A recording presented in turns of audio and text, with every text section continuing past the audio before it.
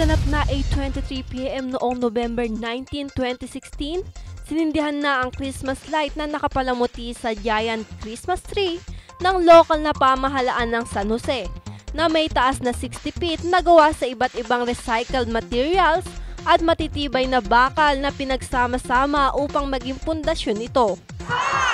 3, 2, 1!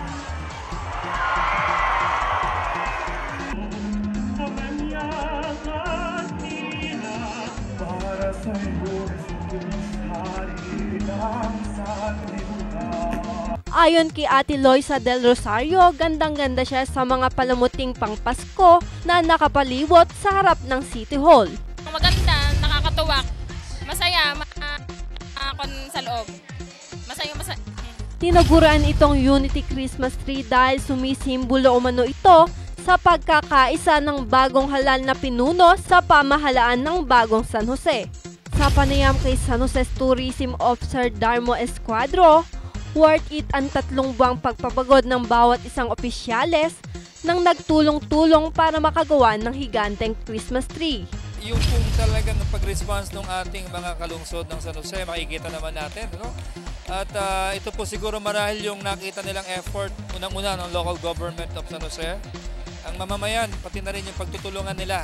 Sapagkat hindi naman din naging biro ang preparasyon, inabot ito na halos 3 buwan. Ito po sa target date. But then, sabi ko nga, worth it. Worth yung aming ginawang pagkapagod. Worth lahat po ng ginawang effort ng iba't ibang mga NGOs na nakatulong namin dito. Dumalo at nakiisa sa naturang event sila Mayor Glenda Pelimon Makadangdang, Councilor Josie Pelimon, Wilfredo Monsayak, Jenny Salvador, Nino Laureta, Roy Andres, at DepEd School Superintendent Teresita Mababa. Ayon naman sa ama ng bayan ng San Jose na si Mayor Mario Cocoy Salvador, mapapansin niya na marami ang naliligayahan habang pinagmamasdan ang mga Christmas decor kaya naging pasyalan na ng mga mamamayan ng San Jose ang harap ng City Hall. Before, nung hindi pa ako mayor, doon ko ginagawa sa bahay ko, sa compound.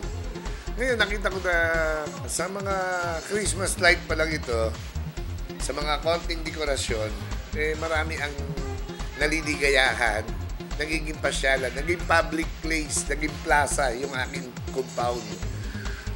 Kaya last election, nung ako manalong mayor, nag-decide ako na dito na lang sa City Hall compound gawin para mas malapit pa sa sentro ng bayan, nang mas marami pa ang makapunta. Bago pinailawan ang Christmas tree, nagpamalas muna ng iba't ibang talento sa pampasiglang bilang ang Central Luzon State University Maestro Singer, Department of Education Choir, San Jose West Central School at madami pang iba.